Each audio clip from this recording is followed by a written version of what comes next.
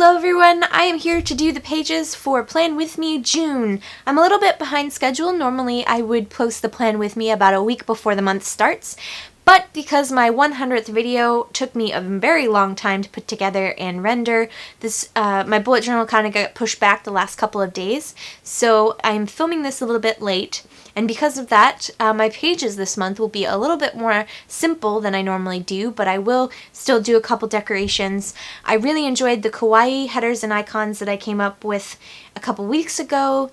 If you missed that video, I'll link it in the description box below and the little eye in the top corner. Some of the headers I will be doing in this video were inspired by those designs. So if you're interested, go ahead and check that out. As usual, I will be running the time-lapse of how I created my pages, briefly be going over my quarterly pages, then going over my monthly pages and my daily pages. If you would like to skip ahead at any time, here are the times for each of those options in case you want to skip over a certain section. If you find this video helpful, please do give it a like and subscribe if you haven't already, and leave a comment below letting me know your thoughts and opinions and suggestions. I do appreciate every single one of them. Alright, let's get started.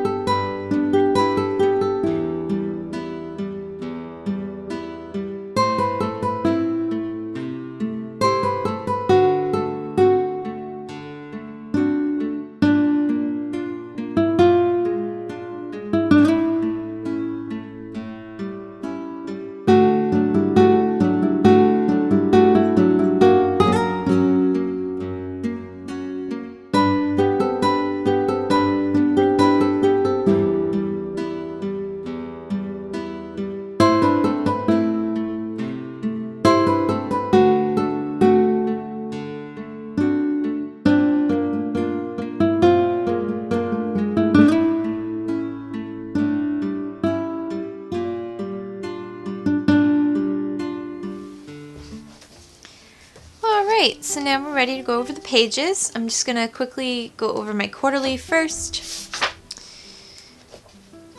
I mentioned this last month that I was behind. I was hoping to catch up in May, but honestly, I haven't been using my quarterly as well as I should be.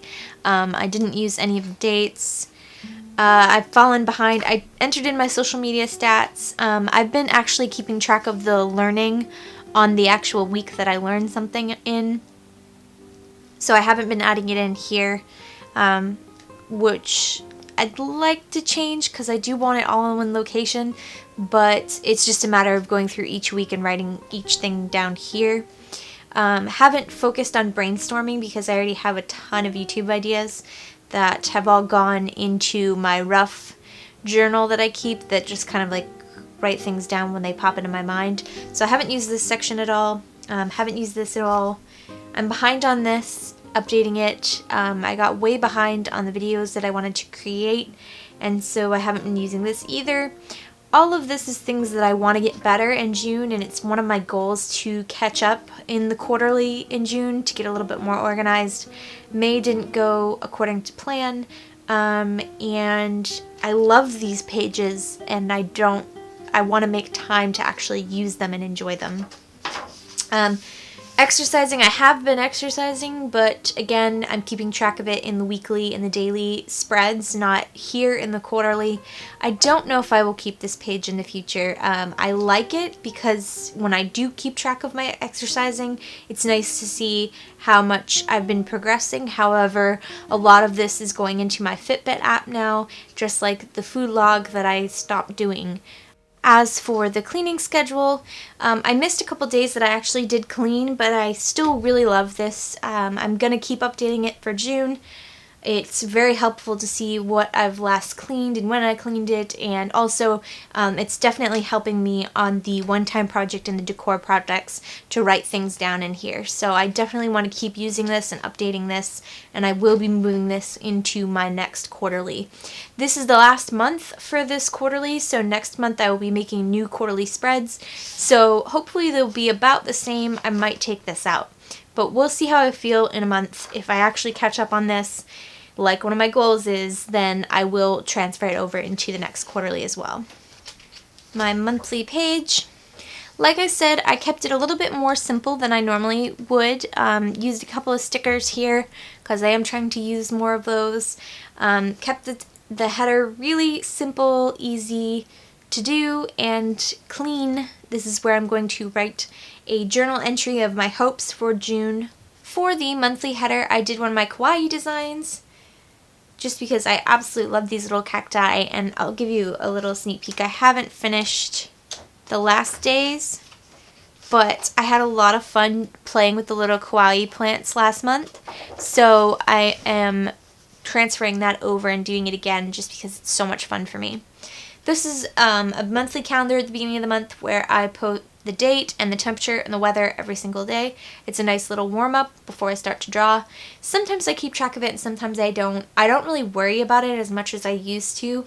This has remained the same. At the bottom I put my monthly goals. I have been restricting my goals. I used to make a lot of goals, but now I'm finding it more motivating to put just a couple of simple goals, and then when I actually finish them, I feel better about myself rather than getting to the end of the month and only completing half of the goals on my list. I break these big goals down into tactics, which then the tactics become the weekly goals. June tracker, this has not changed since I started bullet journaling. It's the one page that has not changed at all. Well, that's not true. I did add a couple of things, and I did add one new thing this month, but for the most part, the actual layout has stayed the same for a very long time. I track the things that I do every single day. Throughout the month, the books read, movies watched, and video games played. I have also added a little mood chart in. I noticed that some people actually made a spread at the beginning of their yearly bullet journals that was a tracker just for their moods, so then you could see the entire year, how many good days they had, how many bad days they had. I didn't really want to do one page, but I wanted to incorporate that into my daily spreads, and I'm not as committed as I should be to entering in my mood every single day, but it is nice to track. I've also added in not only just whether I'm motivated or depressed or happy or sad or whatever.